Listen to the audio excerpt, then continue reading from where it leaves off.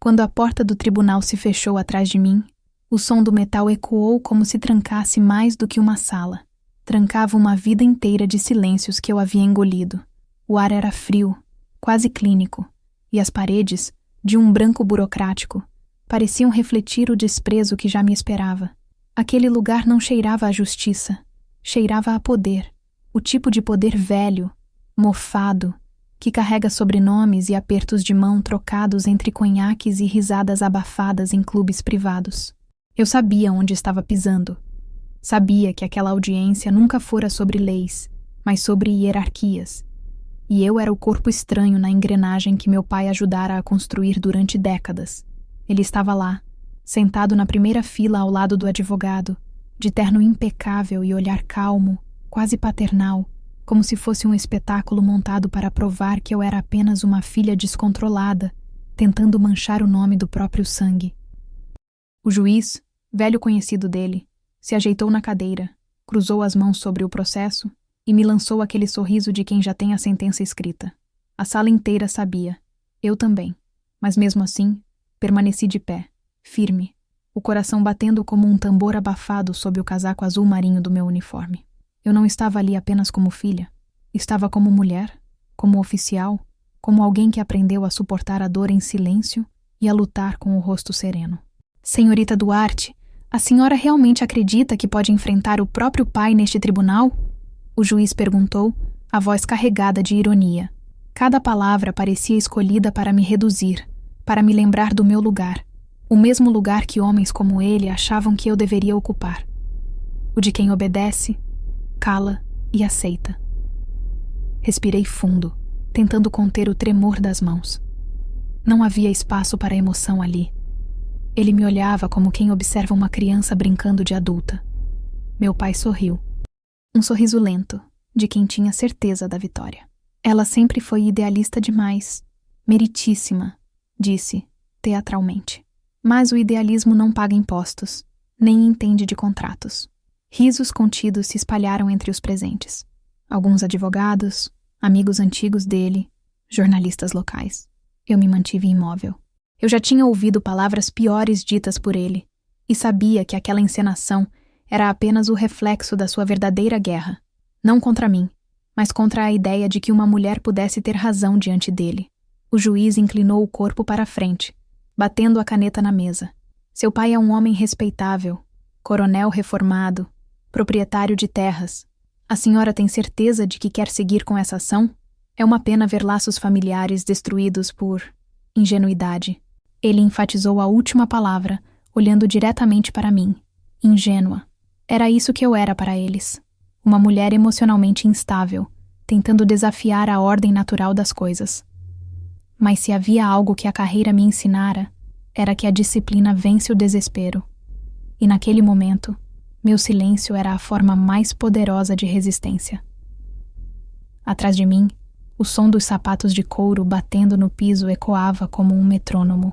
O advogado do meu pai, um homem de voz untuosa e gestos teatrais, se levantou para ler um documento, alegando que eu havia se aproveitado da fragilidade emocional da minha mãe antes da morte para transferir parte dos bens da família para o meu nome.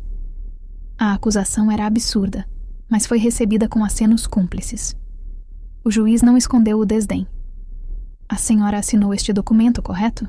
Perguntou, mostrando uma cópia amarelada. Assinei, e faria de novo.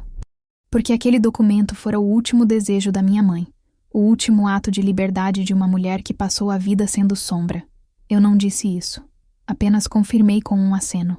Eles riram de novo, uma risada pequena, contida, que doía mais do que qualquer grito. Eu podia sentir o olhar do meu pai perfurando minhas costas. Era o olhar de quem queria que eu desmoronasse ali, diante de todos. O relógio do tribunal marcava 11h15 quando percebi que o tempo parecia correr diferente. Cada palavra do juiz se arrastava como se tivesse sido escrita antes mesmo de eu entrar. E talvez tivesse. O julgamento era uma formalidade, um teatro para legitimar um roubo. Meu pai queria a fazenda da minha mãe, o pedaço de terra onde ela nasceu, o único lugar onde dizia sentir paz. Era mais do que patrimônio, era memória, era dignidade, E ele queria arrancar isso de mim como arrancou dela tantas vezes o direito de decidir. Quando a audiência foi suspensa para intervalo, o juiz passou por mim no corredor e, com um sorriso quase imperceptível, disse em voz baixa: "Aprenda a escolher suas batalhas, doutora. Algumas você nunca vai ganhar." Não respondi. Apenas o encarei por um segundo longo demais. Foi ali que percebi algo. Aquilo não era apenas injustiça. Era desafio. E eu nunca soube recuar de um. De volta à sala, ele retomou a postura de autoridade, o martelo na mão, a expressão de cansaço fingido. "Vamos encerrar por hoje", anunciou. "Mas, sinceramente, minha jovem, recomendo que reavalie suas intenções. Não é bonito ver uma filha tentando destruir o legado do próprio pai. Legacy. Sempre essa palavra. Como se legado fosse algo que se herda sem merecer, sem ética, apenas por sobrenome." Respirei fundo. A garganta ardia, mas mantive o queixo erguido. Meu pai se levantou e veio até mim. Parou a poucos centímetros. "Você está se envergonhando sozinha", sussurrou. "Ainda dá tempo de desistir." A voz dele era fria, calculada, como sempre. Eu olhei para o chão por um instante, não porque estivesse fraca, mas porque precisava esconder o sorriso que começava a nascer. Se ele soubesse o quanto eu já havia descoberto, teria medo, mas ainda não era a hora. Aquela noite, voltei para casa com as mãos geladas e o uniforme amarrotado. Sentei à mesa da cozinha, acendi a luz fraca e olhei para os papéis espalhados. Ali estavam as cópias das transferências, as escrituras antigas, as mensagens arquivadas, as notas de doações feitas em confiança. Cada linha era uma cicatriz. Eu não era mais a filha tentando ser ouvida.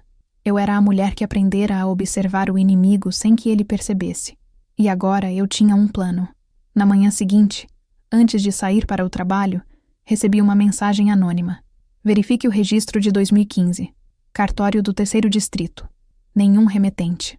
Nenhum número." Mas bastou isso para acender a centelha. Abri os arquivos digitais e procurei o número citado. Quando encontrei, o ar pareceu sair do corpo. O juiz e meu pai assinavam juntos um documento de doação em nome de uma empresa fantasma. O beneficiário era o próprio magistrado.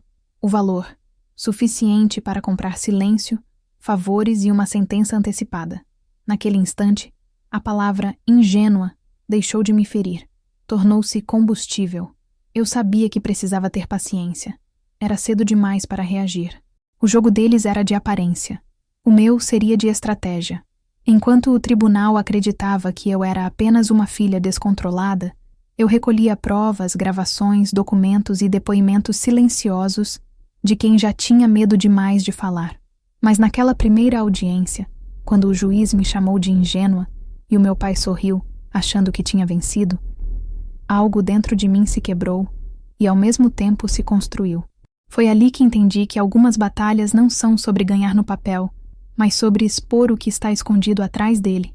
E foi ali, no silêncio frio daquela sala, que comecei a planejar o que viria depois, o momento em que eu o faria lembrar que não existe legado quando a verdade é enterrada junto com a justiça. Sempre disseram que eu tinha o mesmo olhar do meu pai, frio, atento, impenetrável. Durante muito tempo, acreditei que isso era um elogio.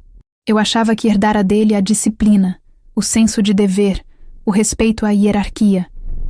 Cresci ouvindo que o mundo não tinha espaço para mulheres sensíveis e que, se eu quisesse ser levada a sério, precisaria ser mais dura do que os homens ao meu redor.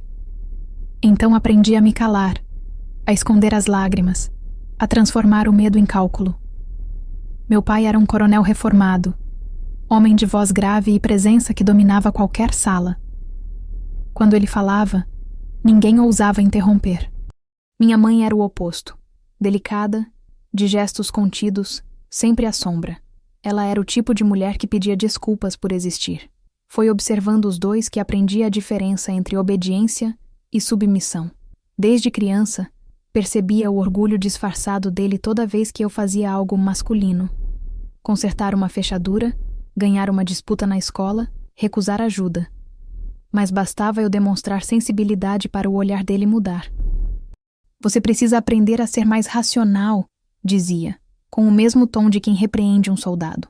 Eu queria que ele me enxergasse não como filha, mas como sucessora, alguém digna do respeito que ele dava aos seus companheiros de farda. Por isso escolhi a carreira militar. Queria falar a mesma língua dele, seguir a mesma lógica, talvez conseguir um dia aquele raro aceno de aprovação que eu via dar aos outros, mas nunca a mim. Na academia descobri o que era ser testada por 2 motivos, por ser mulher e por ser filha dele. Muitos instrutores o conheciam, o respeitavam, e isso me tornava um alvo invisível. Havia quem achasse que eu estava ali por influência. Outros, que ele próprio me queria ali para me endurecer. Lembro-me de um inverno em que passamos semanas em treinamento de campo, sob chuva e lama, dormindo em tendas improvisadas. Uma noite, durante uma ronda, ouvi 2 cadetes rindo e dizendo que a filhinha do coronel devia estar com saudade do travesseiro de plumas. Não respondi. Apenas anotei os nomes. Dias depois, quando precisaram de alguém para liderar uma patrulha noturna, me ofereci. Cumpri a missão sem erro. Voltei coberta de lama até os joelhos. E quando o comandante perguntou quem queria se voluntariar de novo, nenhum deles abriu a boca. Foi ali que aprendi que o respeito não se exige. Se conquista no silêncio, na entrega e na precisão. Mas dentro de casa, nada disso importava. Para o meu pai, eu continuava sendo a menina que questionava demais. E ele detestava ser questionado. Minha mãe tentava interceder, com aquele jeito suave que mais parecia medo. Ela só quer entender, Augusto, dizia, enquanto ele bufava e encerrava o assunto com um olhar. Certa vez, quando eu tinha 19 anos, voltei da academia para uma breve licença e encontrei minha mãe sentada no jardim, com uma mala aos pés. Ela chorava baixo, quase sem som, como quem teme que o ar ouça. Ele mandou você embora? Perguntei. Ela balançou a cabeça. Não, só disse que eu devia visitar minha irmã por uns dias. Ficou fora 3 meses. Quando voltou, trazia um olhar que nunca mais foi o mesmo. Com o tempo, entendi que aquele casamento não era feito de amor, mas de controle. E que ela permanecia por medo, não do homem, mas da solidão. Naquele dia, prometi a mim mesma que nunca ficaria em silêncio por conveniência, que nunca deixaria ninguém decidir o que eu merecia. Promessas assim nascem pequenas, quase como orações, mas dentro de mim, elas cresceram como raízes. Foi essa promessa que me guiou quando entrei na carreira jurídica militar. Lá dentro, o machismo vinha com farda e regulamento. Eu aprendi a dominar o vocabulário do poder, a linguagem seca das hierarquias, o modo de andar, de me sentar, de respirar entre palavras para não parecer emocional demais. Enquanto os colegas usavam o sobrenome dos pais como senha de prestígio, eu aprendi a usar o silêncio como escudo. Nenhum deles imaginava que, por trás da minha compostura, existia uma mulher que voltava para casa à noite e escrevia cartas para uma mãe ausente, mesmo sabendo que ela nunca responderia. Minha mãe morreu em um domingo, com as mãos frias e o coração cansado. Eu estava em uma missão no interior e não consegui chegar a tempo. Quando cheguei ao hospital, meu pai já havia providenciado tudo: o velório, a cremação, o atestado, o caixão lacrado. Ela não queria prolongar o sofrimento. Disse, sem emoção. Eu queria acreditar, mas havia algo errado. No bolso da bolsa dela, encontrei um bilhete, escrito com letra trêmula. Se eu for antes de você, lembre-se, a terra do vale é sua. A terra do vale. Assim ela chamava a pequena fazenda herdada dos avós, onde crescera. Eu sabia o que significava. Era o único bem que ela jamais permitira que meu pai vendesse. Meses depois, ao revisar documentos, encontrei a escritura. De fato, metade da propriedade estava em nome dela, e, curiosamente, a outra metade havia sido transferida para mim pouco antes de sua morte. O carimbo do cartório datava de 3 semanas antes da internação. Fiquei parada olhando aquele papel por minutos. Não chorei. Senti um misto de gratidão e pavor. Gratidão por ela ter me confiado algo que representava a liberdade. Pavor pelo que isso despertaria nele. Quando o confrontei, ele fingiu surpresa. Você está delirando, disse, com aquele tom de quem dá ordens. Sua mãe não tinha condições de tomar decisões nesse estado. Esse documento é inválido. E então, acrescentou, como se estivesse me fazendo um favor. Deixe que eu resolvo isso para você. Mas eu sabia o que resolver significava. Apagar qualquer vestígio do que ela deixou para mim. Foi nesse ponto que a relação deixou de ser apenas fria e se tornou hostil. Ele começou a me evitar, a não atender ligações, a fazer comentários irônicos em reuniões familiares. Essa é a doutora Duarte, especialista em processar o próprio pai, dizia brindando.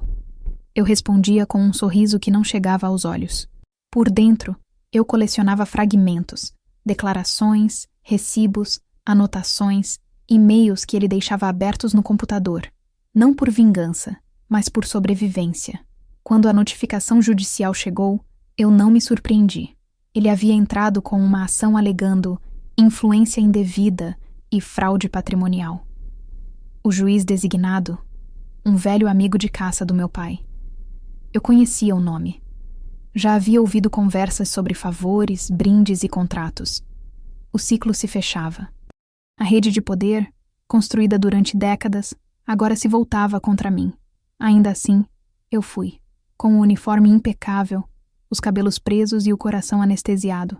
Não porque acreditasse na justiça, mas porque precisava olhar nos olhos dele e mostrar que dessa vez eu não fugiria. Enquanto me preparava para a audiência, voltei a pensar na minha mãe. Lembrei-me de uma tarde, quando eu ainda era adolescente, e a encontrei olhando o horizonte, as mãos sujas de terra. "Por que o senhor teima tanto com o que é meu?" perguntei a ela, e ela respondeu, com uma serenidade que me doeu. "Porque o que é teu é o que ele nunca conseguiu possuir." Demorei anos para entender o que ela quis dizer.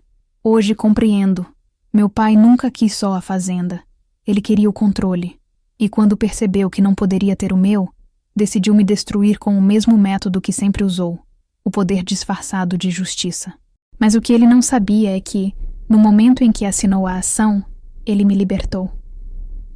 Porque, ao me levar ao tribunal, tirou de mim a última ilusão de que ainda havia afeto. E uma mulher que não precisa mais de amor para enfrentar o próprio pai é uma mulher que ele jamais poderá vencer.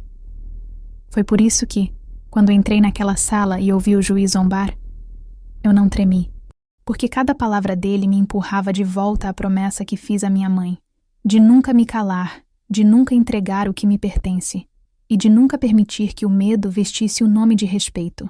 O passado que me moldou não era um peso, era uma armadura, e o que meu pai via como ingenuidade era apenas a calma de quem já sobreviveu ao pior. A primeira vez que ouvi meu pai mencionar a palavra herança foi em tom de desprezo, como se o simples ato de eu ter um direito fosse um insulto pessoal. "Herança é para quem merece continuar o nome", disse ele, anos atrás, em um jantar de aniversário, diante de tios e primos. Na época, ri para disfarçar o constrangimento, fingindo que era apenas mais uma das suas piadas machistas. Mas agora, cada vez que aquela palavra ecoava nos autos do processo, ela soava como uma sentença. Herança. Não o amor de uma mãe deixado em silêncio, mas um território em disputa, um símbolo de poder. O mesmo poder que ele sempre acreditou que eu jamais teria. A Fazenda do Vale, como minha mãe a chamava, era um lugar quase mítico, um pedaço de terra de colinas suaves, árvores antigas e uma casa de varanda comprida, onde o vento trazia o cheiro do mato e o som dos sinos das vacas ao longe. Quando criança, eu passava ali os verões. Lembro de andar descalça pelo chão de barro e ouvir minha mãe dizer que a terra reconhece quem a respeita. Ela acreditava que o lugar era vivo, que as árvores guardavam histórias. Para meu pai, aquilo era apenas um ativo, hectares a serem vendidos, lucrados, contabilizados. O amor dela pela terra era, para ele, sentimentalismo inútil. Depois da morte dela, a fazenda ficou abandonada por um tempo. Os funcionários antigos foram dispensados, e o caseiro, que morava com a esposa em uma das casas pequenas, me ligou um dia quase chorando. "Doutora, tão tirando as coisas. Caminhão veio ontem. Levaram o que tinha na casa grande." Fui no mesmo dia. Quando cheguei, o portão estava arrombado e os móveis antigos empilhados no caminhão da transportadora. Um homem que eu nunca vira antes, com um papel na mão, disse que estava ali a mando do proprietário, meu pai. Entrei pela porta lateral e encontrei tudo revirado. As cortinas arrancadas, o piano coberto de poeira, os retratos que antes pendiam do corredor empilhados no chão. Sobre a mesa da sala, um envelope rasgado, com o timbre do escritório dele. Peguei os papéis e reconhecia a assinatura. Um pedido de avaliação imobiliária para a venda da propriedade. Ele não apenas ignorava o documento de copropriedade, como já tratava o bem como se fosse exclusivamente dele. Aquilo não era apenas uma tentativa de me excluir. Era uma declaração de guerra. No dia seguinte, fui ao cartório conferir o registro. O atendente me olhou com desconforto, hesitando antes de entregar a cópia. O Sr. Duarte já passou por aqui 2 vezes esta semana, disse em voz baixa, querendo atualizar os registros. Abri o documento. A escritura da minha mãe ainda estava em vigor, mas havia uma solicitação de retificação pendente, um pedido de correção de titularidade, alegando erro administrativo na inclusão do meu nome. O requerente era ele. Na margem inferior, o nome do juiz responsável pela homologação, o mesmo que agora presidia o processo. Por instinto, fotografei tudo. Saí do cartório com as mãos trêmulas, mas o rosto imóvel. Aquela era a prova de que o julgamento já estava desenhado muito antes da audiência começar. As engrenagens já estavam girando, discretas, sujas, precisas. Meu pai não estava apenas tentando me tirar uma fazenda. Ele queria apagar o último gesto de autonomia que minha mãe teve. Comecei a vasculhar os registros fiscais. Descobri que a fazenda havia sido usada como garantia em um empréstimo empresarial, feito por uma empresa fantasma chamada Valentina Agropecuária Ltda, criada 1 mês após a morte da minha mãe. A assinatura era de um sócio laranja, um ex-funcionário do meu pai, já falecido. O endereço cadastrado, um terreno baldio. Tudo cheirava a velha fórmula de lavagem e favorecimento. A cada linha que lia, a sensação de náusea aumentava, mas junto com ela vinha uma estranha calma. A mesma que antecede o disparo. A decisão de levar o caso adiante não foi impulsiva. Eu sabia o peso que viria. Sabia que o sobrenome Duarte ainda abria portas em qualquer repartição pública do Estado. Que o juiz, o promotor, os secretários, todos deviam favores ou cultivavam lembranças de caçadas e jantares patrocinados por ele. Mesmo assim, protocolei a ação. Pedi uma perícia documental completa e o bloqueio das transações ligadas à fazenda. Fiz isso com a serenidade de quem sabe que cada movimento do inimigo será previsível, porque foi treinado a agir sempre do mesmo modo, por arrogância. Nos dias seguintes, os rumores começaram. Colegas do batalhão me olhavam com curiosidade mal disfarçada. Um deles, amigo próximo do meu pai, chegou a me chamar para conversar. Você tem certeza do que está fazendo? Ele pode te destruir profissionalmente. Eu ri sem humor. Ele já tentou a vida inteira. A verdade é que, depois da morte da minha mãe, eu já não temia perder nada. Eu já havia perdido o essencial, a crença de que existia justiça dentro da própria família. Enquanto isso, ele continuava o espetáculo. Deu entrevistas a jornais locais, se apresentando como um pai magoado, traído pela própria filha. Eu só quero o que é meu por direito, dizia. As manchetes eram previsíveis. Disputa familiar entre pai e filha abala a tradicional família Duarte. As fotos mostravam ele, sereno, diante da casa antiga, e eu, a filha rebelde, retratada como a advogada que desafiava o próprio sangue. O público adora uma mulher destemida, até o momento em que ela desafia um homem poderoso. Depois disso, ela vira vilã. As mensagens começaram a chegar. Parentes distantes me chamando de ingrata. Colegas pedindo bom senso. Um primo escreveu: "Você sabe que ele nunca perde." Eu não respondi a nenhum. Guardei cada uma. Elas seriam úteis um dia, quando precisasse provar o tipo de cerco que se constrói ao redor de uma mulher que decide não se curvar. Enquanto o processo se arrastava, fui até a fazenda uma última vez. Queria ver o que restava. O sol estava baixo, dourando o capim e projetando sombras longas sobre a varanda. Entrei devagar e o ar tinha o cheiro da infância, terra, café e madeira antiga. Sobre a lareira, encontrei uma moldura quebrada com a foto da minha mãe jovem, sorrindo, antes de envelhecer de medo. Peguei o retrato e coloquei na bolsa. Aquela imagem era o que eu estava tentando salvar. Não o bem material, mas a memória dela. De volta ao carro, recebi uma ligação. Número bloqueado. Atendi. Era ele. Você não vai ganhar, Mariana. Essas coisas você devia resolver entre 4 paredes, não em público. Está envergonhando o nosso nome. O nosso nome? Perguntei. Sim, respondeu frio. E lembre-se, ninguém sai vitorioso quando enfrenta um pai. Desliguei sem responder. Ele ainda acreditava que o vínculo de sangue era uma corrente. Mal sabia que, para mim, era um peso que eu já aprendera a soltar. Na semana seguinte, o juiz aceitou a petição de urgência do meu pai, suspendendo temporariamente o meu direito sobre a fazenda até o fim do processo. A justificativa: evitar que a parte ré disponha indevidamente do bem litigioso. Li e reli aquele trecho dezenas de vezes.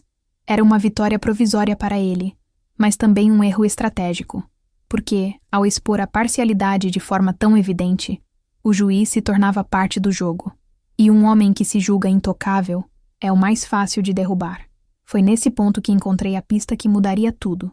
Em meio aos documentos de transações antigas, havia um recibo eletrônico, transferência feita da conta do meu pai para a conta de um assessor jurídico, 3 dias antes da primeira audiência. O valor era alto, sem justificativa plausível. Pesquisei o nome do assessor e descobri que ele trabalhava diretamente no gabinete do juiz. Quando terminei de montar o dossiê, a sensação que tive não foi de vitória, mas de clareza. O jogo estava posto. Eles haviam transformado a justiça em um campo de favores, e eu me tornaria a pedra no caminho que eles nunca imaginaram. A herança, percebi, nunca foi a fazenda. Era a corrupção silenciosa que eu herdara sem pedir. E agora, minha missão era purgar o nome da minha mãe desse veneno. Naquela noite, abri o bilhete antigo que ela deixara e reli a frase: "A terra do vale é sua." E acrescentei a caneta no verso: "E a verdade também." Eu sabia que o próximo movimento deles viria rápido, sujo e calculado. E quando acontecesse, eu estaria pronta, não mais como filha, mas como adversária. Quando uma mulher decide enfrentar um homem poderoso, o primeiro golpe raramente vem dele. Vem dos que a cercam, dos que fingem se preocupar, dos que sussurram em tom de conselho, dos que a chamam de racional, enquanto preparam o terreno para que ela desista sozinha. Eu percebi isso cedo, nas primeiras semanas após o avanço do processo. O cerco não veio na forma de ameaças diretas, mas de uma névoa de manipulações sutis, uma pressão invisível que parecia se infiltrar nas minhas rotinas, nos meus horários, nas vozes que me chamavam de filha, enquanto tentavam me convencer de que tudo aquilo era loucura. O primeiro a tentar foi o advogado dele, o Dr. Heitor Vasconcelos, homem de cabelos brancos, voz doce e mãos sempre estendidas em gestos de falsa cordialidade. Ligou-me num sábado de manhã, com o tom melífluo de quem fala com uma criança teimosa.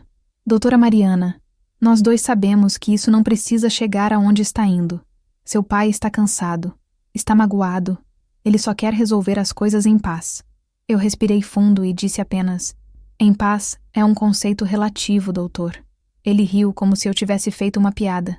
"Essas coisas de família se resolvem na mesa, não no tribunal." "Na mesa", repeti. "A mesma onde ele rasgou o testamento da minha mãe?" Do outro lado da linha, silêncio. Depois, um suspiro. "Não torne isso pessoal." E eu encerrei a chamada, porque nunca foi outra coisa senão pessoal. Nos dias seguintes, vieram as tentativas mais sutis. Convites para almoços com parentes que eu não via há anos. Mensagens com tons de saudade disfarçando perguntas sobre como andava o processo. Uma tia distante apareceu no meu prédio, levando uma torta de maçã, a mesma que minha mãe fazia, e dizendo que o seu pai está diferente, mas calado, abatido, sente sua falta. Quase acreditei na sinceridade dela até ver, no banco do passageiro do carro estacionado na esquina, o advogado dele esperando, com o motor ligado. Eu sorri, agradeci a visita e deixei a torta no elevador quando ela foi embora. O isolamento começou a crescer como uma sombra. No batalhão, alguns colegas começaram a se afastar. Outros, mais diretos, me chamavam de valente demais pro próprio bem. Um deles, a quem eu considerava amigo, me disse: "Esses caras não perdoam quem expõe o jogo. Se eu fosse você, sumia por um tempo." Eu apenas respondi: "Já vivi em silêncio demais para sumir agora." Ele desviou o olhar, constrangido. Enquanto isso, as audiências seguiam, e cada sessão era um teatro de condescendência. O juiz evitava me encarar. Quando o fazia, Era com aquele olhar de quem está decidido, mas precisa parecer justo. Meu pai continuava com o mesmo ar sereno, o terno impecável, a respiração medida. Nas falas do advogado, eu era sempre a filha emocionalmente abalada, influenciada por mágoas antigas, movida por ressentimento. Nenhum deles mencionava as provas. Era sempre sobre mim, sobre meu temperamento, minha estabilidade, minha suposta fragilidade. A estratégia era simples. Se não podiam apagar os fatos, apagariam a credibilidade de quem os apresentava. Na terceira audiência, o juiz interrompeu minha fala pela terceira vez.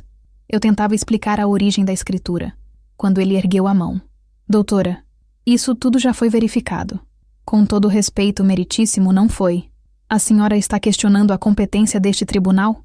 A pergunta caiu como um golpe. As pessoas se entreolharam. Eu respirei fundo. Não, estou questionando a ausência dela. Ele bateu com a caneta na mesa. O som ecoou. Modere o tom. O advogado do meu pai sorriu. Meu pai apenas cruzou as mãos, satisfeito. Foi nesse instante que percebi o verdadeiro propósito daquelas sessões. Me cansar. O jogo deles era me desgastar aos poucos, sugar minha energia, me fazer duvidar do próprio fôlego. Não precisavam vencer por direito. Bastava que eu desistisse. Mas eu não desisto facilmente. Cada palavra interrompida, cada olhar de deboche, eu transformava em anotação. Comecei a registrar tudo. Cada data, cada comentário, cada riso abafado.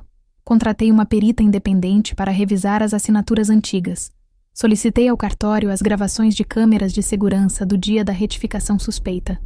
As imagens mostravam meu pai entrando acompanhado de um homem de terno cinza.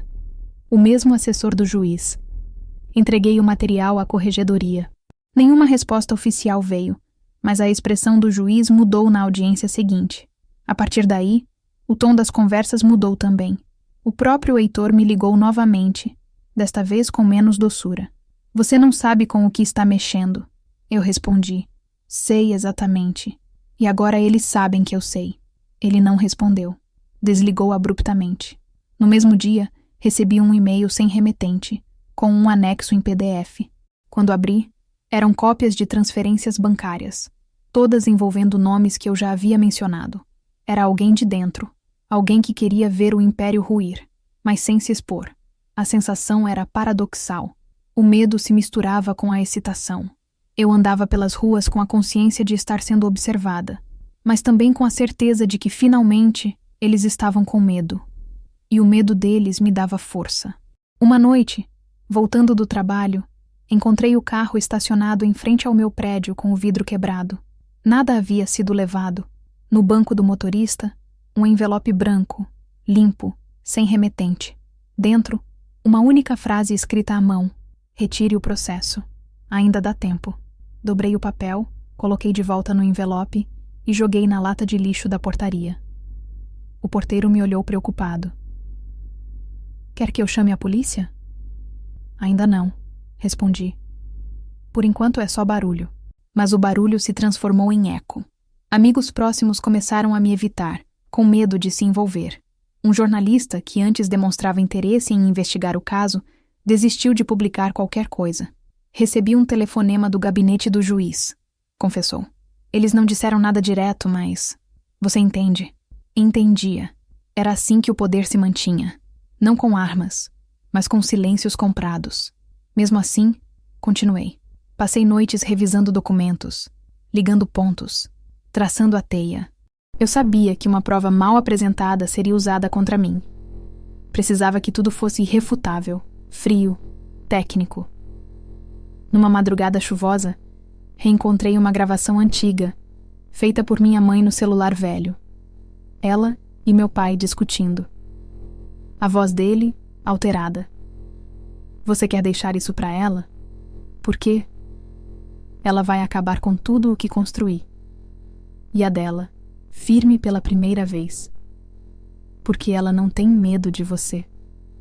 Ouvir aquilo foi como uma corrente elétrica percorrendo o corpo. Aquela mulher, que eu julgava submissa, havia me protegido até o fim. A partir daí, o caso deixou de ser sobre terra ou dinheiro. Tornou-se uma disputa por verdade. E quanto mais me calavam, Mas eu escrevia. Transformei cada humilhação em registro, cada ofensa em prova, cada tentativa de manipulação em combustível. Quando a próxima audiência foi marcada, a tensão era palpável. O juiz parecia desconfortável. Meu pai evitava me encarar. Durante o depoimento, o advogado dele tentou mais uma vez me provocar. Doutora Mariana, a senhora realmente acredita que sabe mais do que os homens que construíram esse sistema? Eu o encarei. Calma. Acredito que sei o suficiente para desmontá-lo. O juiz interrompeu, irritado. Silêncio. Isso não é uma cruzada pessoal. Não é mesmo, meritíssimo, respondi. Mas é moral. Houve um murmúrio na sala. Eu sabia que cada palavra minha seria anotada, distorcida, usada contra mim. Mas naquele momento não importava. O cerco já estava formado, e eu já havia aprendido a viver dentro dele sem me curvar. Nos dias seguintes, meu telefone tocava em horários estranhos, números desconhecidos, vozes que desligavam quando eu atendia. Uma madrugada, uma mensagem curta. Você vai se arrepender. Não respondi. Apenas tirei um print e arquivei. Eles queriam medo. Eu dava silêncio. O silêncio é uma arma que poucos sabem usar. Ele incomoda mais do que um ataque, porque não revela estratégia. E foi esse silêncio que comecei a cultivar. Frio, disciplinado, quase militar. Eu aparecia nas audiências com a mesma serenidade. Olhava cada um deles nos olhos e esperava. Sabia que a culpa tem o hábito de se denunciar nos gestos pequenos. O toque nervoso na caneta, o pigarro constante, o desvio de olhar. E pouco a pouco, comecei a perceber rachaduras. O assessor do juiz pediu exoneração repentina. O advogado do meu pai começou a evitar dar declarações. E ele próprio, meu pai, antes altivo, começou a falar demais. Comentava com conhecidos, tentava se justificar. A palavra corrupção começou a circular em sussurros pelos corredores do fórum. Eu mantive a postura. Não comemorei, não acusei, não expus. Apenas continuei apresentando provas, uma após a outra, até que não restasse espaço para a dúvida. Quando o juiz tentou encerrar o caso abruptamente, eu pedi o direito de fala e o obtive. Foi ali, diante de todos, que o olhei nos olhos e pronunciei as 2 palavras que mudei para sempre a história. 2 palavras que ele reconheceu imediatamente, como uma lâmina atravessando décadas de impunidade. Mas essa cena pertence ao próximo capítulo. Por ora, tudo o que havia era o som do silêncio antes do colapso. O tipo de silêncio que antecede a queda dos que acham que nunca serão ouvidos. E a ascensão daqueles que, mesmo calados, aprenderam a lutar com a própria voz. O dia da última audiência amanheceu com um tipo de silêncio que não se ouve. Se sente. Um silêncio denso, elétrico, que antecede a tempestade. Acordei antes do despertador, como se o corpo já soubesse o que o relógio ainda não marcava. Tomei banho sem pressa. Vesti o tailleur azul que havia guardado para aquele dia, o mesmo tom que minha mãe usava nas raras vezes em que saía sozinha. No espelho, meu rosto parecia o de outra mulher. As olheiras fundas, o maxilar tenso, mas o olhar era firme. Eu não sentia medo. Sentia algo mais raro, uma serenidade cortante, como a de quem sabe exatamente o que vai fazer e não pretende recuar. O tribunal estava lotado. Jornalistas, curiosos, advogados, alguns conhecidos do meu pai, todos querendo assistir ao espetáculo final. Ele entrou cercado de atenção, cumprimentando o juiz com aquele mesmo sorriso que sempre usou para manipular salas inteiras. Vestia o terno cinza, o mesmo que usara no velório da minha mãe. Um detalhe cruel que não me escapou. Sentou-se com calma, cruzou as pernas e olhou para mim. Não havia raiva, apenas arrogância. O olhar de quem acredita que controla o roteiro. Quando o juiz entrou, o murmúrio cessou. Sua toga, pesada, parecia carregar mais do que autoridade. Carregava segredos. Eu percebia no rosto dele um leve cansaço. Talvez culpa, talvez medo, ou talvez o desconforto de saber que, pela primeira vez, não tinha certeza do desfecho. A audiência começou com o mesmo ritual de sempre. Os termos técnicos, a formalidade das falas, as interrupções veladas. O advogado do meu pai tomou a palavra, desfilando argumentos decorados, todos cuidadosamente montados para me reduzir à imagem de uma filha desequilibrada. Ela age movida por ressentimento, meritíssimo. Há anos acumula rancor contra o próprio pai e agora tenta transformar uma questão familiar em espetáculo jurídico. Eu o escutava com uma calma que o desarmava. O que ele não sabia, o que nenhum deles sabia, é que eu já havia entregue todo o material à corregedoria, acompanhado de um parecer técnico e uma denúncia formal. Mas o golpe principal eu guardara para aquele instante. Quando o juiz me deu a palavra, o tempo pareceu desacelerar. Levantei-me devagar, ajeitei o microfone e deixei que o silêncio tomasse a sala. Era o mesmo silêncio que tantas vezes me fizeram engolir. Agora, ele me pertencia. Meritíssimo, antes de prosseguir, preciso fazer constar em ata um detalhe. Ele ergueu os olhos, visivelmente irritado. Doutora, o tribunal já ouviu suas colocações. Ainda não, senhor juiz, respondi, porque o tribunal ainda não ouviu a verdade. Um murmúrio atravessou o ar. O advogado do meu pai tentou intervir, mas o juiz o conteve com um gesto impaciente. Prossiga, doutora, mas seja breve. Então eu disse. 2 palavras. Simples, diretas, impossíveis de ignorar. Palavras que ressoaram como estilhaços. Processo 4.127. Por um segundo, o som do ar-condicionado pareceu se amplificar. O juiz congelou. Meu pai empalideceu. O advogado, confuso, olhou de um para o outro sem entender. Eu mantive os olhos fixos nele, no juiz, e continuei. Cartório do Terreiro Distrito. Data: 14 de setembro de 2015. Doação fraudulenta de imóvel em nome de empresa fantasma. Valor declarado: R$480 mil. Assinada pelo senhor Meritíssimo e pelo autor desta ação. O silêncio que se seguiu foi absoluto. O tipo de silêncio que não é vazio, é carregado. Um silêncio que não apenas cala, mas expõe. O juiz abriu a boca, mas nenhuma palavra saiu. O advogado do meu pai levantou-se apressado, tentando formular uma objeção. Meu pai apenas olhava para mim, os lábios tremendo levemente.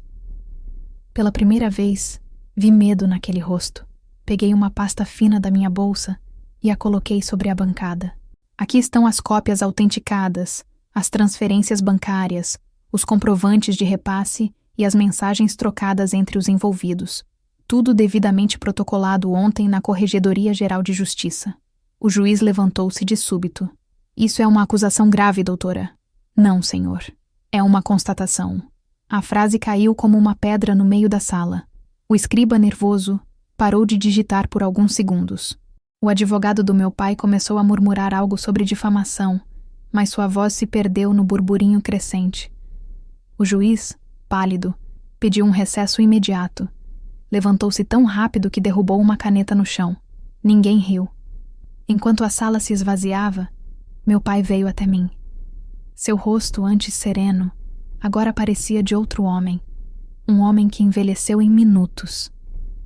Você não sabe o que está fazendo, sussurrou. Sei exatamente, respondi. A diferença é que o senhor nunca soube com quem estava lidando. Ele abriu a boca, mas desistiu de responder. Havia algo novo em seu olhar. Não raiva, não orgulho. Era medo, puro e simples. Durante o intervalo, eu permaneci sentada, observando o movimento. As pessoas cochichavam. Os jornalistas escreviam apressados, e o ar estava impregnado de tensão. O advogado do meu pai saiu para fazer ligações. O juiz não voltou. Quando a audiência foi retomada, outro magistrado assumiu temporariamente, informando que, por motivos éticos, o meritíssimo titular havia se afastado. E foi nesse instante que entendi que o império deles começava a ruir. O novo juiz, jovem, olhou os autos, folheou as páginas e disse: diante das novas informações apresentadas e dos documentos anexados, suspendo o processo até a conclusão das investigações sobre possível conflito de interesse. Era a maneira jurídica de dizer o óbvio. Eles foram pegos. Meu pai não disse mais nada. Ficou sentado, imóvel, olhando para a mesa. O som das canetas, o farfalhar dos papéis, tudo parecia distante. Quando o juiz encerrou a sessão, o burburinho explodiu. Repórteres se levantaram, câmeras se acenderam, e eu caminhei até a porta sem olhar para trás. Lá fora, o sol me atingiu como um tapa. Respirei fundo, o ar quente entrando como se fosse o primeiro em muito tempo. O telefone começou a vibrar no bolso. Mensagens, ligações, notificações. Não atendi. Desci as escadas devagar. sentindo o peso de cada passo. Eu não sentia alívio, nem vingança. Sentia uma espécie de esvaziamento, como se todo o ódio que me sustentou até ali tivesse cumprido sua função e agora precisasse partir. No estacionamento, um repórter se aproximou, microfone em punho. Doutora Mariana, a senhora tem algo a declarar? Sim. Pode nos dizer o que significam as palavras que a senhora disse na audiência? Olhei para ele e respondi com calma. Significam que ninguém está acima da verdade. Entrei no carro e dirigi sem destino por quase 1 hora. As imagens da sala, os rostos, o instante em que o juiz empalideceu, tudo se repetia na mente como um filme sem som, até que de repente percebi algo que me fez sorrir. Por anos, eles me chamaram de ingênua. E foi exatamente a ingenuidade que eles subestimaram, porque enquanto me viam como uma filha frágil, eu observava, anotava, aprendia. Quando cheguei em casa, tirei os sapatos e sentei no chão, o corpo exausto, mas a mente desperta.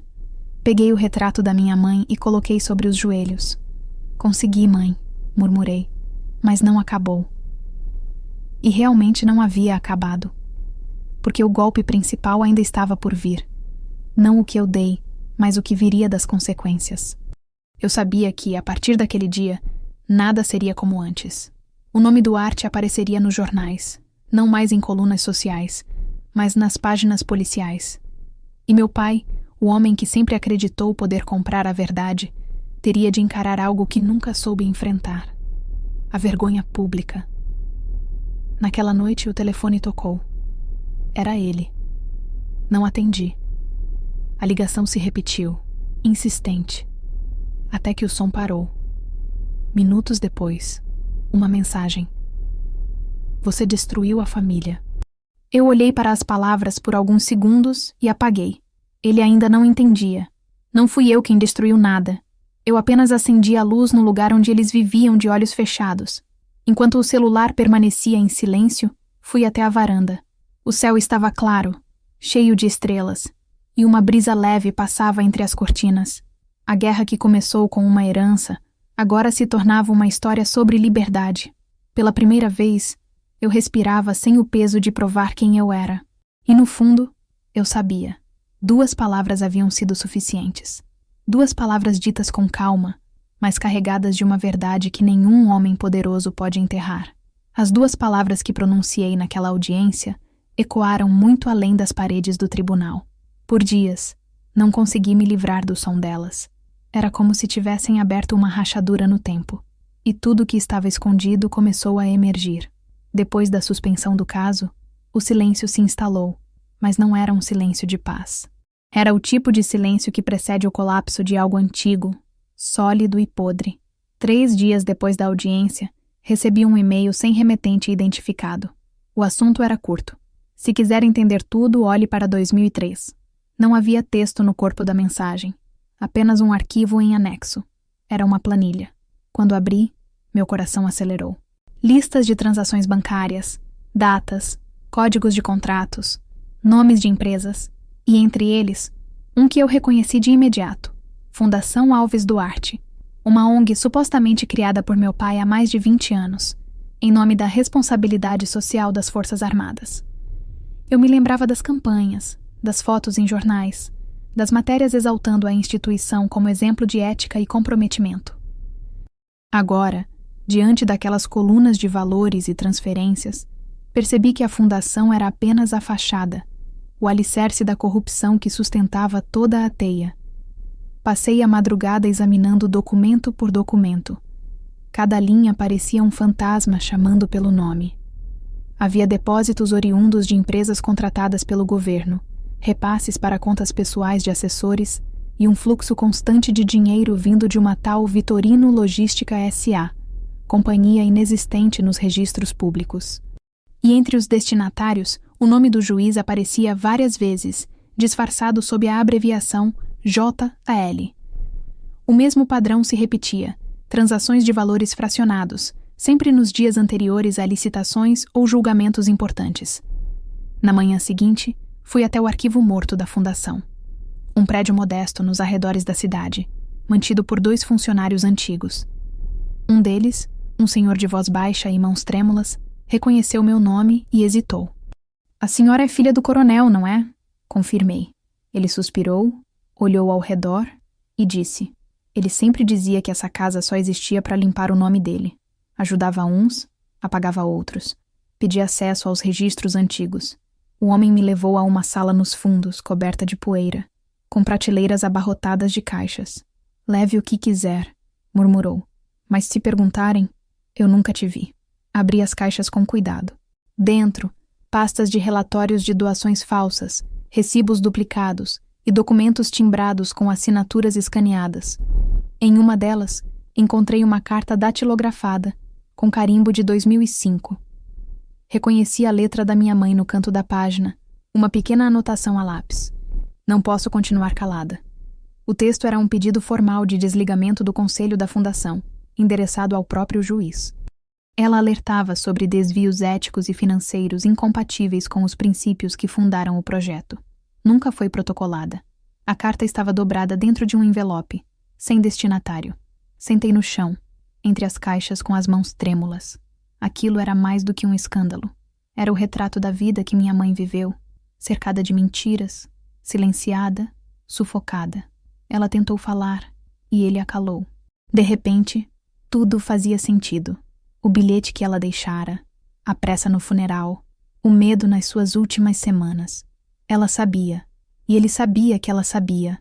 Voltei para casa com os documentos dentro de uma mochila. Deitei na cama e fiquei olhando para o teto, tentando compreender o que sentia. Não era ódio, nem tristeza. Era algo mais profundo, uma lucidez amarga. Eu via meu pai agora com nitidez cruel. Um homem que usou o uniforme da honra para esconder a sujeira da cobiça. Ele não queria apenas a fazenda. Queria apagar a única testemunha que poderia revelar o que ele realmente era. Nos dias seguintes, montei um dossiê detalhado. Linhas do tempo, provas cruzadas, registros de movimentação. Enviei cópias para 3 lugares diferentes: a Corregedoria, o Ministério Público e um jornalista investigativo de confiança. Eu sabia que, ao fazer isso, não havia mais volta. Aquela história sairia do campo familiar e entraria no da justiça. A verdadeira, a que não usa togas nem sobrenomes. Na mesma semana, o nome do juiz apareceu discretamente nas manchetes. Investigação apura possível irregularidade em licitação envolvendo magistrado veterano. Nenhuma menção direta a mim, mas eu reconhecia o fio sendo puxado. Dias depois, a fundação do meu pai foi citada numa reportagem local sobre desvio de verbas. Ele tentou controlar o dano, deu entrevistas negando tudo, posou com militares, discursou sobre honra, mas bastava olhar mais fundo para ver o desespero nos olhos. Uma noite, às 11h42, ele me ligou. A voz estava diferente, rouca, arrastada. Você não entende o que está fazendo. Entendo, pai. Está destruindo tudo o que construí. Eu não destruí nada, só parei de esconder. Ele respirou fundo, como quem engole o orgulho. Sua mãe me traiu primeiro, sabia? Ela ameaçou me denunciar. O silêncio que se seguiu foi ensurdecedor. Ela não aguentava mais viver com o que via. Respondi. Ele riu, um riso curto e amargo. E olha onde isso a levou. E desligou. Fiquei parada com o telefone na mão por minutos. Pela primeira vez, entendi a natureza exata da corrupção dele. Não era apenas financeira, era moral. Ele acreditava, de fato, que podia comprar a verdade, apagar a história, moldar a realidade à própria imagem. Mas havia uma coisa que ele nunca conseguiu corromper: a memória da minha mãe. No dia seguinte, decidi voltar à fazenda. Queria ver aquele lugar novamente, não como herdeira, mas como guardiã da verdade. Cheguei ao entardecer. O céu estava em tons de cobre, e o vento soprava entre as árvores como se sussurrasse um nome esquecido. Caminhei até o campo onde minha mãe costumava plantar lavanda. O cheiro ainda estava lá, suave, insistente, como se o tempo tivesse se recusado a apagar aquele pedaço de ternura. Sentei na varanda da casa, o mesmo lugar onde, anos atrás, ouvi meu pai dizer que sentimentos eram fraqueza. Olhei para o horizonte e percebi que, de certa forma, ele nunca entendeu o que realmente herdara de mim. A força que ele tentava esmagar era a mesma que me fazia levantar todas as vezes. A diferença é que eu aprendi a usar essa força em silêncio. E silêncio, no mundo dos homens ruidosos, é o som mais assustador que existe. Naquela noite, escrevi uma carta. Não para ele, mas para mim mesma. Começava assim: a verdade não é vingança, é liberdade. Nos dias que seguiram, as notícias se tornaram inevitáveis. O juiz pediu aposentadoria compulsória, por motivos de saúde. A corregedoria abriu inquérito contra os membros da fundação, e meu pai desapareceu por algumas semanas. Rumores diziam que viajara para o interior, que estava doente, que perdera aliados. Eu não procurei saber. Pela primeira vez, o silêncio entre nós não era ausência, era punição. Certa tarde, recebi uma visita inesperada. Era o mesmo funcionário do arquivo da fundação. Trazia um envelope pardo. Encontrei isso depois que você foi embora, disse. Dentro, havia um recibo de transferência para uma conta internacional. O destinatário, JL, o remetente, A. Duarte. Valor, $1.200.000. Data, 2 semanas antes da morte da minha mãe. Fechei os olhos. Não chorei, apenas entendi. Minha mãe nunca teve um ataque cardíaco repentino, como constava no atestado. Ela foi calada, e foi ali que a revolta se transformou em propósito. O tribunal, a herança, o escândalo, tudo isso agora era detalhe. A verdadeira luta era por justiça por ela. E por mais que ele tentasse, já não havia caminho de volta para o homem que ela amou e temeu. Naquela noite, pela primeira vez em meses, dormi profundamente, porque compreendi que o passado corrompido que ele tentou esconder era, na verdade, o alicerce do meu renascimento. Eu não era mais apenas a filha enfrentando o pai. Eu era a mulher que o sistema inteiro subestimou e que agora o desmantelava peça por peça, com a mesma calma de quem aprendeu que paciência é a forma mais elegante de vingança. A ruína não chega com explosões. Ela começa em murmúrios. Primeiro são as vozes baixas nos corredores, depois os olhares que evitam se cruzar, os telefonemas interrompidos no meio da frase, os cumprimentos que desaparecem. Quando a verdade começa a emergir, os homens poderosos não caem de uma vez. Eles apodrecem em pé, lentamente, tentando fingir que ainda têm controle sobre algo. E foi exatamente isso que vi acontecer nas semanas seguintes à revelação. O escândalo começou pequeno. Uma nota discreta num jornal regional. Ministério Público investiga possível esquema de favorecimento envolvendo magistrado veterano. Nenhum nome, nenhuma acusação direta. Mas os que sabiam, entenderam. E dentro do tribunal, o ar se tornou espesso, quase irrespirável. Secretários andavam apressados, papéis sumiam de mesas, e o rosto dos servidores revelava o medo silencioso de quem percebe que o império que os sustentava está rachando. Eu continuei indo trabalhar como sempre, farda impecável, passos firmes, expressão neutra. Fingir normalidade era parte da estratégia. Eles esperavam que eu me escondesse, que recuasse. Em vez disso, aparecia em todas as sessões, entregava novas petições, cumprimentava colegas com serenidade. A ausência do juiz titular foi anunciada como licença médica, mas ninguém acreditou. Havia algo patético na maneira como tentavam disfarçar a desordem. O substituto, um homem jovem, técnico e metódico, parecia desconfortável ao lidar com o caso. Certa manhã, ele me chamou à sala e, com um olhar sério, disse: Doutora Mariana, o que a senhora trouxe é muito grave. Os documentos já foram encaminhados à procuradoria. Isso não vai ficar em segredo por muito tempo. Não demorou. Uma semana depois, um portal de notícias publicou o nome do juiz e o da fundação. No mesmo dia, um repórter apareceu em frente ao prédio do tribunal com uma câmera e um microfone. Fontes internas confirmam que a denúncia partiu de uma mulher, filha de um ex-coronel reformado. Não precisavam dizer o nome. Em poucas horas, ele estava em todos os lugares. Liguei a televisão à noite e vi a manchete percorrendo a tela. Coronel Duarte e juiz aposentado são investigados por esquema milionário. As imagens mostravam arquivos sendo levados, viaturas entrando e saindo do fórum, repórteres amontoados em frente ao portão. A câmera captou por alguns segundos a fachada do prédio onde eu trabalhava. Meu nome não foi dito, mas eu o senti pairar no ar. O telefone começou a tocar sem parar. Colegas, jornalistas, parentes distantes, todos querendo confirmar, todos com perguntas travestidas de preocupação. Você está bem? diziam, mas o que queriam saber era se eu tinha medo. E eu tinha. Mas o medo já não me paralisava, apenas me mantinha lúcida. 2 dias depois, recebi uma intimação para prestar depoimento. O procurador que conduzia o caso era direto e polido. A senhora confirma ser a responsável pela entrega dos documentos? Confirmei. E tem consciência das implicações? Tenho. E também tenho consciência de que as implicações são consequência das ações deles, não das minhas. Ele me olhou por alguns segundos. Depois assentiu com um leve sorriso. É raro ver alguém enfrentar esse tipo de gente sem se esconder. Eu não tinha escolha, respondi. Já me tiraram tudo o que o medo poderia proteger. Enquanto isso, o tribunal entrou em colapso. Processos antigos foram reabertos, audiências adiadas, e uma avalanche de requerimentos começou a inundar a corregedoria. Descobriu-se que o juiz afastado havia interferido em mais de 30 sentenças, todas em favor de empresários ligados à fundação. Os jornais publicaram trechos das investigações, fotos antigas dele e do meu pai em eventos, brindando, sorrindo, inaugurando obras com placas de bronze.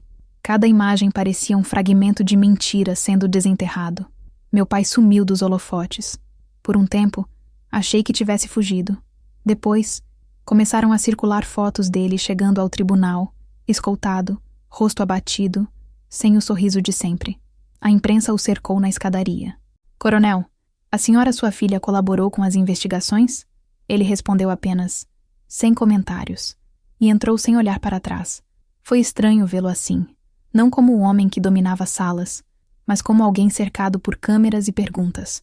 O mundo que ele construiu à base de alianças estava desmoronando, e os aliados agora o tratavam como um fardo.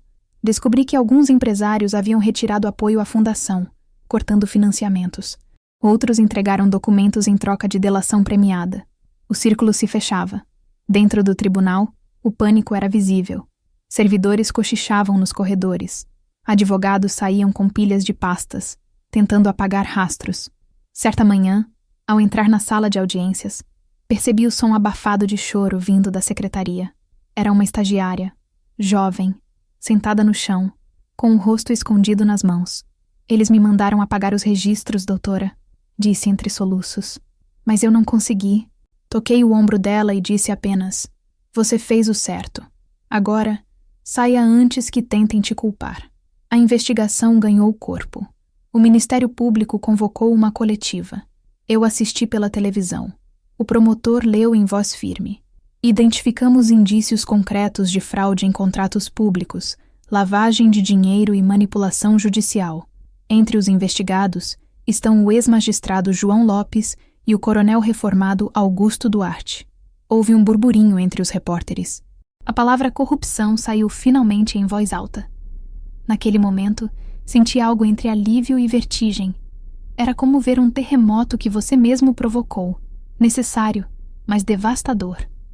O rosto do promotor estava sereno, quase indiferente, e percebi que, a partir dali, o processo já não me pertencia.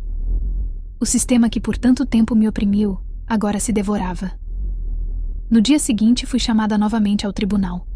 Quando cheguei, havia um tumulto em frente ao prédio. Câmeras, microfones, gente gritando. Uma jornalista me reconheceu e correu em minha direção. Doutora Mariana, a senhora tem algo a dizer sobre a prisão do seu pai?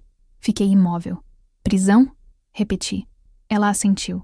Foi detido há 2 horas, acusado de obstrução de justiça e destruição de provas. Senti o chão recuar. Não era triunfo, tampouco surpresa. Era o impacto frio da realidade. A ruína dele havia se tornado pública. Entrei no carro e fiquei parada por minutos, sem ligar o motor. Lembrei do som da voz dele, dos anos em que me ensinou a não demonstrar fraqueza, das manhãs em que eu marchava ao lado de colegas acreditando que honra era algo inquebrável. Agora, ele era o exemplo perfeito do oposto daquilo que pregava. Nos dias que se seguiram, as manchetes não pararam. Queda do coronel Duarte expõe rede de corrupção. Juiz aposentado é indiciado por lavagem e favorecimento. Filha de militar entrega provas que derrubam o esquema. As fotos dele em revistas antigas começaram a circular nas redes, acompanhadas de comentários ácidos. O mesmo público que o aplaudia agora o apontava como símbolo de decadência. No fórum, O pânico se transformou em caça às bruxas. Cada funcionário tentava provar inocência, cada documento era revisado, cada servidor temia ser o próximo a cair. O som constante de impressoras, carimbos e passos apressados preenchia os corredores como o compasso de um naufrágio. Eu observava tudo à distância, em silêncio. Não havia satisfação, apenas uma certeza calma. A verdade, quando chega, não pede licença. Entra quebrando portas. Certa tarde, o novo juiz me chamou novamente. Doutora, o tribunal agradece sua colaboração. O processo principal foi arquivado. A fazenda volta ao seu nome por direito. Ele assinou o documento e me entregou. Olhei para o papel por alguns segundos. Era apenas um pedaço de papel timbrado, mas simbolizava o fim de uma era. Ao sair, passei pelo corredor principal. As paredes, antes cobertas de retratos de magistrados e homenagens, agora tinham espaços vazios, molduras removidas. Era como se o próprio prédio quisesse apagar os rostos dos que o mancharam. Caminhei lentamente até a porta, sentindo o ar quente entrar pela primeira vez sem cheiro de mofo. Do lado de fora, o barulho das câmeras ainda me esperava.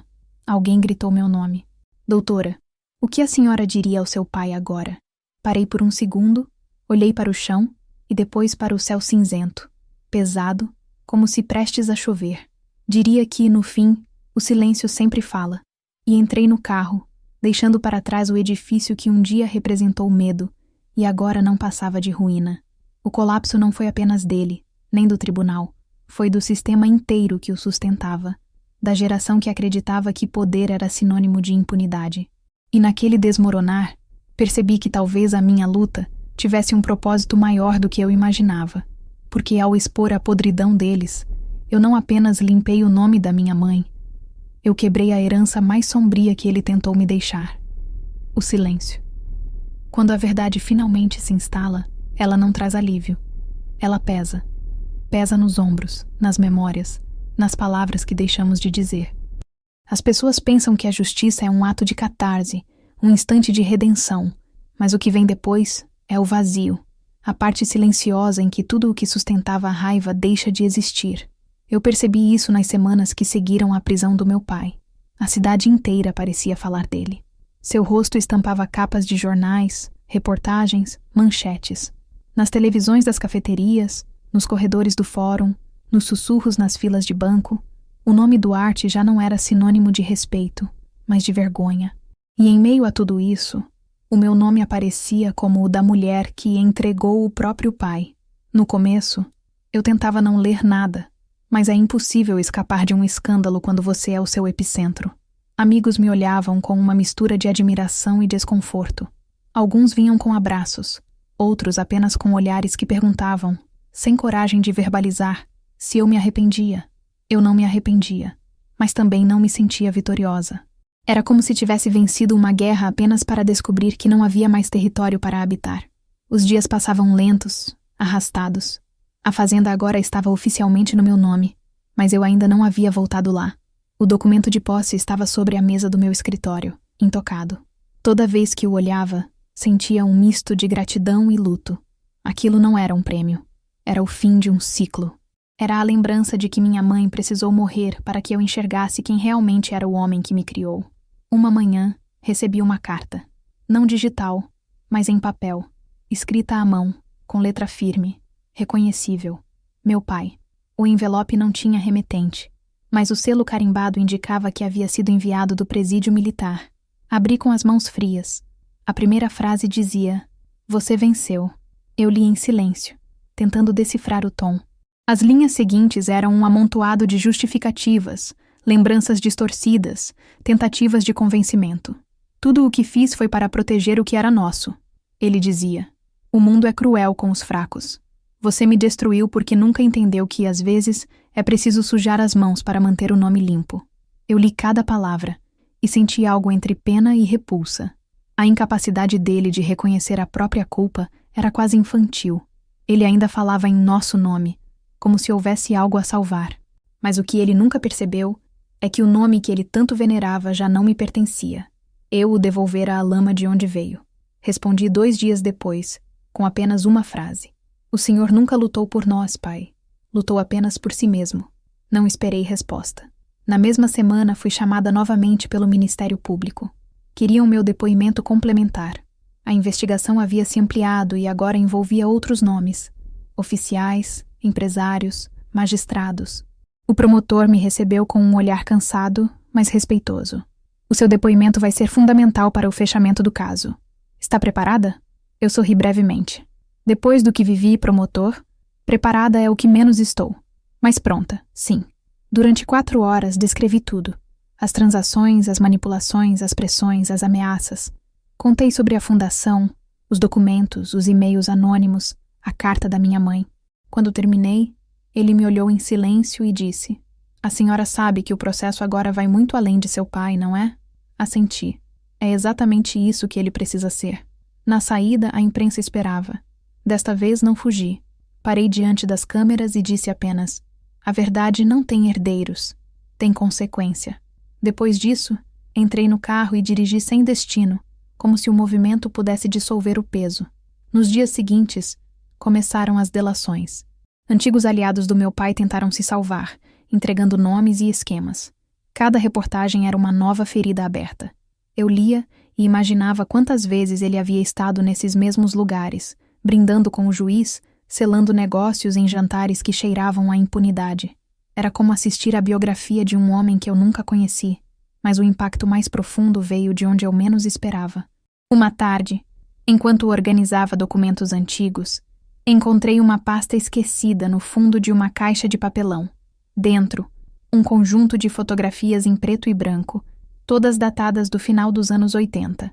Meu pai mais jovem, sorrindo ao lado de militares, empresários, políticos. Em uma das fotos, ele segurava uma criança nos braços. Eu. E atrás, quase imperceptível, a figura de minha mãe, olhando para ele com um misto de admiração e medo. Havia algo naquela imagem que me desarmou. Por um instante, percebi o quanto a mentira é hereditária. Ela se transmite nos gestos, nos silêncios, nos sorrisos posados. Passei a noite em claro. A vingança havia se cumprido, mas a paz ainda não. Porque a verdade, quando finalmente se mostra, não oferece consolo. Ela apenas ilumina, e ver tudo com tanta nitidez dói. Dias depois, recebi uma ligação inesperada do advogado dele. "Ele quer te ver", disse. "Recusou visitas de todos, mas pediu por você." Hesitei. Parte de mim queria encerrar de vez. Outra parte precisava olhar para ele sem o filtro da raiva, só para entender até onde vai a vaidade de um homem que perdeu tudo. Aceitei.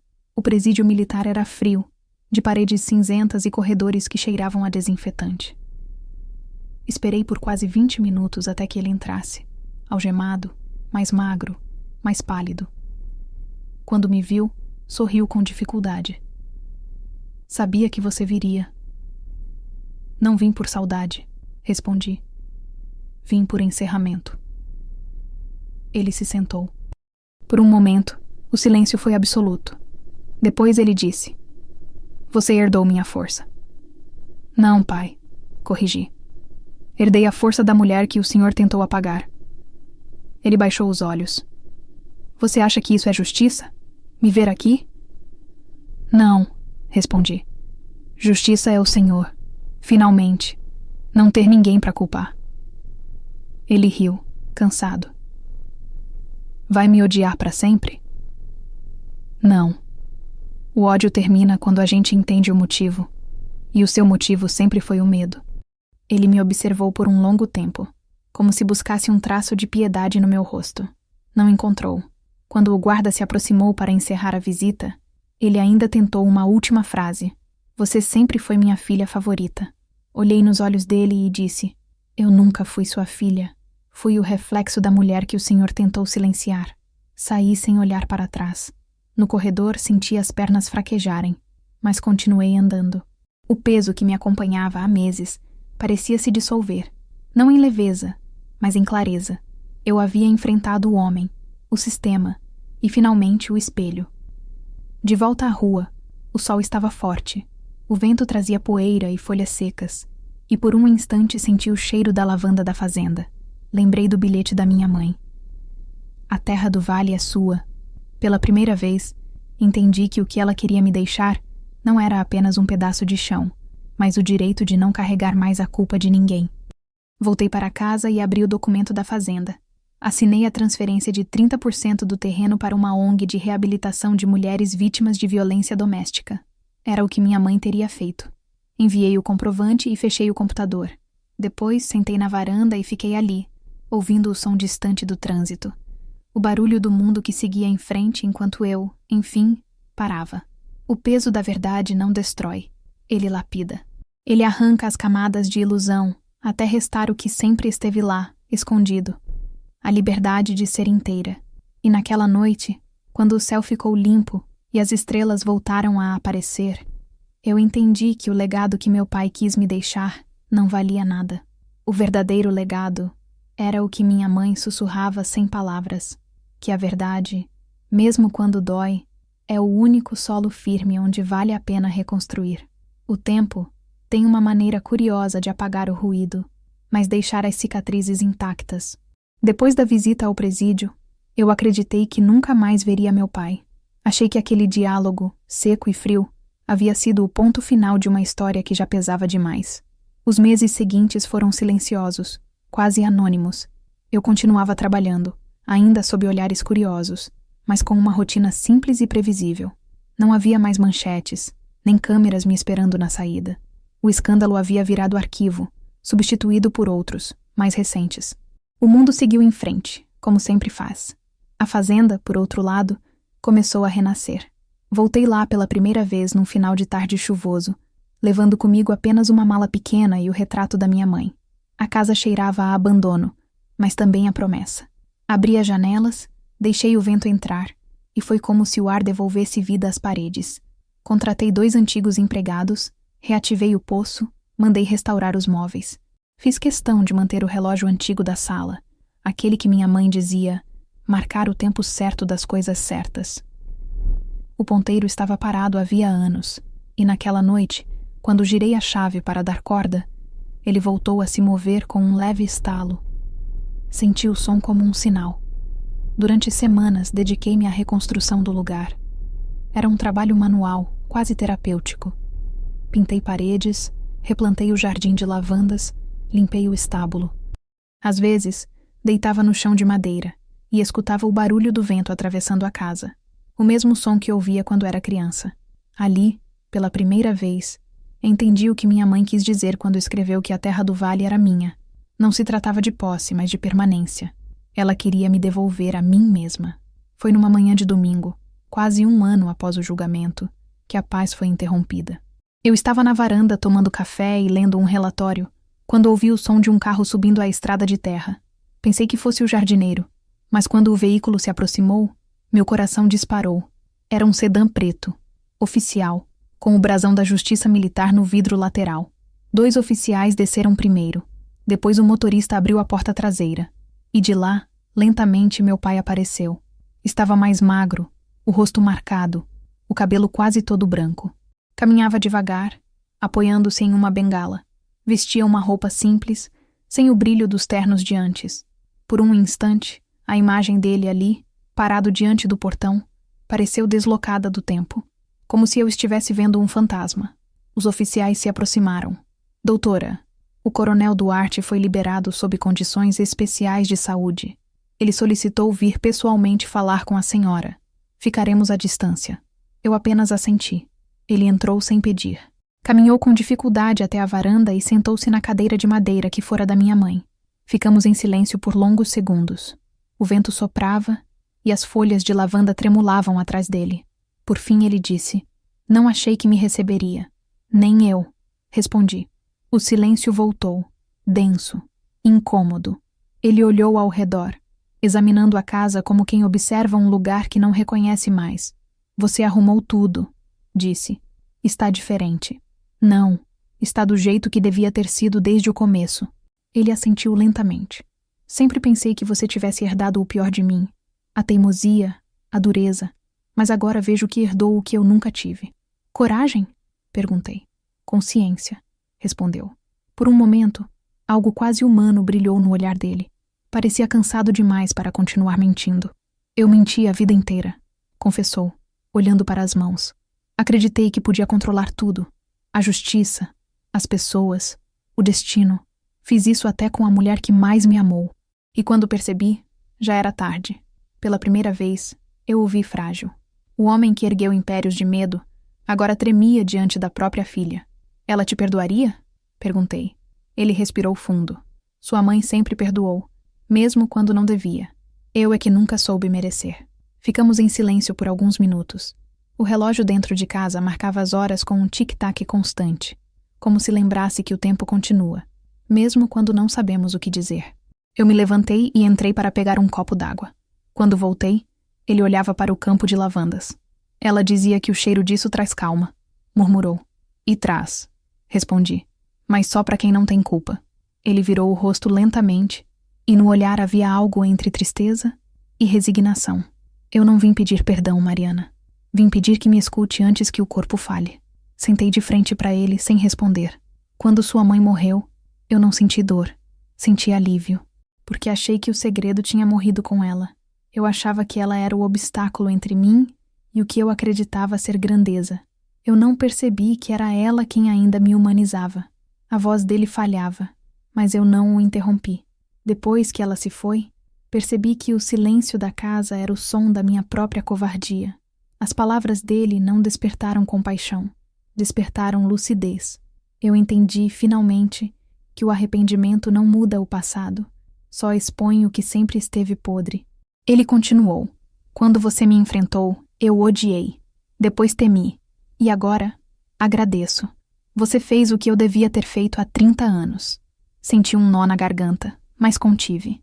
Não era hora de emoção, era hora de encerramento. Eu não lutei contra o Senhor, Pai. Lutei contra o homem que o Senhor se tornou. E essa guerra eu venci.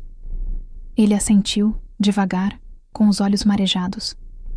E o que vai fazer com tudo isso agora? Viver, respondi. E nunca mais carregar o sobrenome como sentença. Por um instante, pensei que ele fosse dizer algo, mas apenas olhou para o chão. Depois se levantou com dificuldade, apoiando-se na bengala. Posso andar pela fazenda? Perguntou. Pode. Ela ainda reconhece passos antigos. Ele caminhou devagar até o campo. Observei a distância. O vento balançava o casaco dele, e o cheiro de lavanda parecia se intensificar. Ficou ali por quase 10 minutos, parado, olhando o horizonte. Depois, voltou lentamente e parou diante de mim. Vou morrer em breve, Mariana, e não quero mais que o meu nome te pese. Ele já não pesa, respondi. O senhor é só um homem, não um destino. Ele sorriu, um sorriso cansado, mas real. Você é melhor do que eu poderia imaginar. Não, sou apenas o que a mãe me ensinou a ser. Os oficiais se aproximaram. Era hora de ir. Antes de entrar no carro, ele tirou do bolso uma pequena caixa de madeira. Era da sua mãe, disse. Nunca consegui abrir. Entregou-a com as mãos trêmulas. Peguei sem dizer nada. Ele me olhou uma última vez, e naquele olhar havia um tipo de despedida que dispensa palavras. O carro partiu devagar, levantando poeira na estrada. Fiquei observando até que sumisse na curva. Quando entrei, abri a caixa. Dentro, um lenço de tecido fino e um bilhete dobrado. Reconheci a caligrafia dela. Um dia, ele vai entender, e você já vai estar livre. Aquela noite foi longa. Sentei na varanda até o amanhecer, com o bilhete nas mãos. O céu clareou aos poucos, e a fazenda despertou junto. O passado parecia finalmente quieto. Meu pai ainda estava vivo, mas de certa forma, já havia partido. O homem que um dia me fez sentir pequena agora era só lembrança, uma sombra que o tempo trataria de diluir. Pela primeira vez em muitos anos, não senti raiva, nem culpa.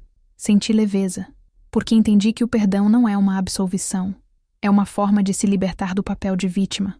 E naquela manhã, olhando o sol nascer sobre o vale, percebi que, mesmo sem querer, meu pai tinha me ensinado uma última lição, que a queda dos poderosos é inevitável, mas a paz dos que permanecem em pé só chega quando a gente aprende a deixar o passado partir.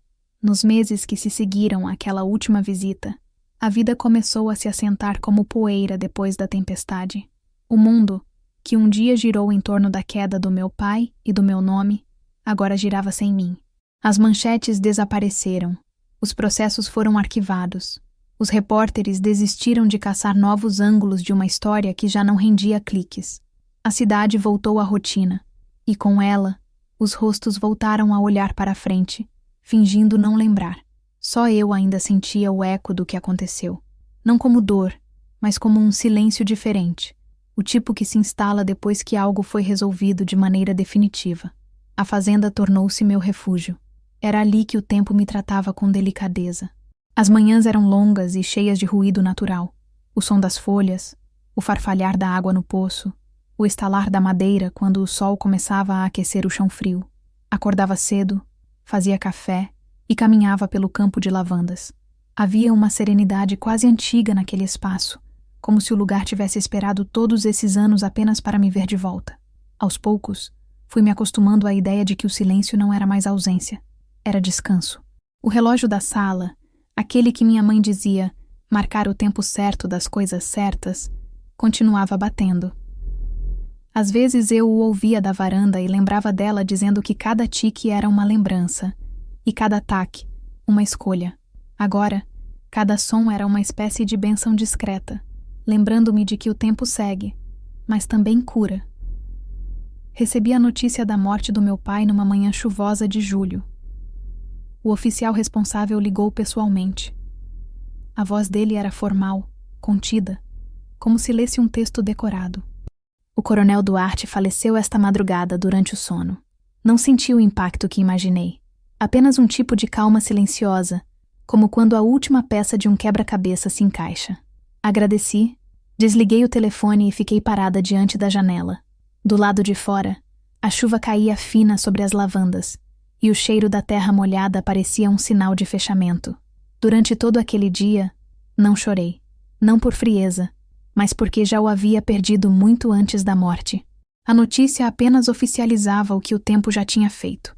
Apagar a presença de um homem que um dia acreditou ser maior que a própria verdade. O enterro foi discreto. Poucos colegas apareceram, quase todos por obrigação. Eu fiquei distante, observando de longe, atrás das árvores, sem me aproximar. Ele havia sido sepultado com as honras de sua patente, mas para mim, não havia honra alguma a celebrar. A única homenagem verdadeira era o silêncio. E esse eu ofereci. Depois disso, voltei à fazenda e abri a pequena caixa que ele me entregara na última visita. Dentro dela, além do lenço e do bilhete da minha mãe, havia um anel, simples, de ouro fosco, com as iniciais gravadas, A e M, Augusto e Marta. O símbolo de um amor que, apesar de tudo, existiu em algum momento, talvez puro, talvez corrompido, mas real o suficiente para deixar rastros. Coloquei o anel na palma da mão e senti o peso leve do metal. Não simbolizava poder, nem herança, mas encerramento. Nos dias seguintes, algo dentro de mim começou a mudar. Percebi que a vingança, embora necessária, não traz satisfação, traz clareza. Eu havia passado anos lutando contra fantasmas, tentando provar que não era o reflexo da corrupção dele. E agora, com tudo finalmente resolvido, entendi que a verdadeira vitória não era vê-lo cair, mas continuar de pé depois da queda. Decidi transformar parte da fazenda em um espaço de recomeço. Criei um programa voltado para mulheres que, como minha mãe, haviam sido silenciadas. Viúvas de militares, esposas esquecidas, filhas apagadas por tradições que as ensinavam a calar. Chamamos o projeto de Casa Lavanda. O nome veio do jardim dela, do perfume que resistiu ao tempo. As primeiras mulheres chegaram tímidas, desconfiadas, com histórias diferentes, mas todas marcadas pelo mesmo fio, o de ter sido ignoradas por um mundo que só ouve vozes masculinas. Aos poucos, a casa se encheu de vida.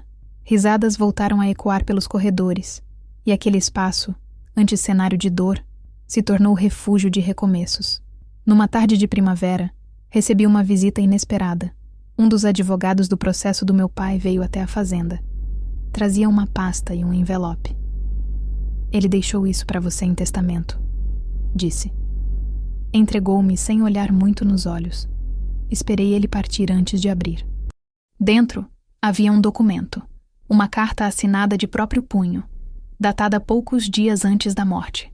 Começava assim: Mariana, não sei se a justiça dos homens me alcançará, mas a sua já me alcançou. Li até o fim, lentamente. Ele falava sobre arrependimento, sobre a consciência de que a verdade que eu revelei havia libertado não só a mim, mas o próprio nome da família. Se eu tivesse a coragem que você teve, talvez sua mãe ainda estivesse aqui. Perdi tudo tentando ser grande demais para ser humano. Ao final, havia uma linha quase apagada, como se escrita entre espasmos. Use o que restar de mim para fazer o que eu nunca soube fazer: reparar. Dentro do envelope, havia também um cheque, um valor considerável, provavelmente o último bem não bloqueado dele. Depositei no mesmo dia na conta da Casa Lavanda. Nenhum centavo seria meu. Era a forma mais honesta de transformar a culpa dele em algo útil. As notícias da investigação desapareceram com o tempo. O juiz corrupto morreu em silêncio, sem julgamento público. Os empresários envolvidos pagaram multas, fizeram acordos, seguiram suas vidas. O sistema, como sempre, se ajustou para continuar existindo. Mas algo tinha mudado. E eu sabia, porque pela primeira vez, o nome Duarte não era lembrado apenas por escândalo. Era lembrado também pela coragem de quem rompeu o ciclo. Certa noite, sentei na varanda com uma xícara de chá e olhei para o campo de lavandas. O vento soprava leve e o som do relógio ecoava da sala, marcando o ritmo tranquilo das horas. Lembrei da frase que minha mãe me dizia quando eu era pequena: a paz é quando o que doeu não dói mais, só ensina. E entendi que esse era o ponto de chegada. A dor não havia desaparecido, mas havia se transformado em sabedoria. Naquela madrugada, escrevi as últimas linhas do diário que mantive durante todo o processo. As palavras saíram simples, sem esforço. O silêncio que um dia foi imposto agora é escolha. A herança que um dia me pesou agora é lembrança. E o amor que um dia foi ferida agora é memória limpa. A justiça aconteceu, mas o que resta é paz. E a paz, enfim, é o rosto da liberdade. Fechei o caderno, apaguei as luzes e fiquei ali, apenas ouvindo. O relógio batia, o vento passava pelas lavandas, e eu, pela primeira vez, senti que podia respirar sem medo, como se o mundo inteiro, enfim, estivesse em silêncio, só para que eu pudesse existir. O passado se foi, o nome dele se dissolveu nas manchetes antigas, e a fazenda se tornou o que sempre deveria ter sido. Um lar sem segredos, sem julgamentos, sem ecos de autoridade, apenas o som leve da vida continuando. E enquanto o dia nascia devagar, tingindo o céu com tons de rosa e cobre, eu sussurrei para o nada, mas sentindo que ela, minha mãe, me ouvia. Agora sim, mãe, o vale é nosso.